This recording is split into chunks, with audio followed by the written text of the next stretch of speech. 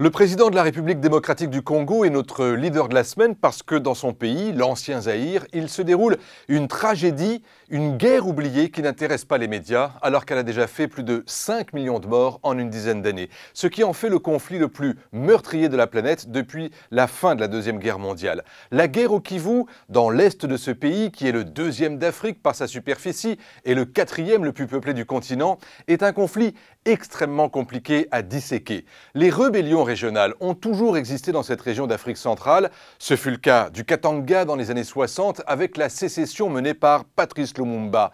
Dans le Kivu, la guerre a éclaté au lendemain du génocide des Tutsis au Rwanda voisin. En 1996, une fois le régime génocidaire chassé par la rébellion Tutsi, le nouveau gouvernement rwandais a soutenu une insurrection au Zaïre visant à chasser le maréchal Mobutu du pouvoir. L'homme qui était à la tête de cette offensive, soutenue par le Rwanda et l'Ouganda, s'appelait Laurent Désiré Kabila. C'était le père de l'actuel président du Congo. Eh bien, lorsque Laurent Désiré Kabila a pris le pouvoir à Kinshasa et qu'il a débaptisé le Zaïre pour lui redonner le nom de Congo, il s'est comporté en dictateur, lui aussi. Il a essayé de recentraliser le pouvoir face aux régions en exigeant des milices et des mercenaires étrangers, notamment les Rwandais et les Ougandais qu'il avait aidés à gagner, de quitter le pays. Les Tutsis congolais qu'il avait soutenus ont quitté son gouvernement. Et Kabila, en fait, s'est retourné contre ses anciens alliés. En 2001, il est assassiné par son garde du corps. C'est donc son fils Joseph qui lui succède, sauf que le problème n'a pas changé. De nouveaux groupes rebelles se sont formés dans le Kivu. Ils ont été ralliés par une partie de l'armée congolaise. Et les deux camps se font la guerre. Les civils sont au milieu, ce sont eux les premières victimes, des centaines de milliers de morts et de déplacés. Il y a eu en 2008 un fragile accord de paix, mais il a été violé de part et d'autre dans la foulée.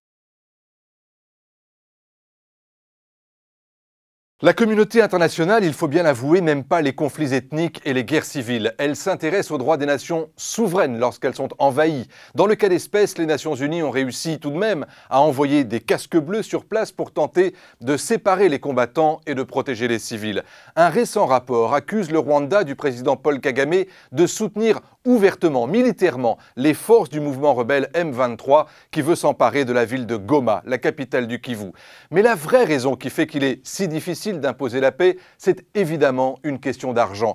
Les enjeux économiques de cette guerre sont cruciaux. Cette région du Kivu abrite 60 à 80% des réserves mondiales de coltan. Ce minerai est indispensable à la fabrication des composants électroniques, notamment ceux qui équipent nos téléphones portables.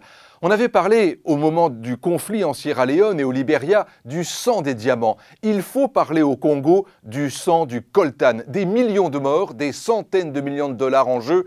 Et contre l'appât du gain, il faudrait beaucoup plus que les casques bleus pour désarmer les responsables politiques et militaires de cette guerre du coltan et sanctionner les puissances commerciales qui en profitent.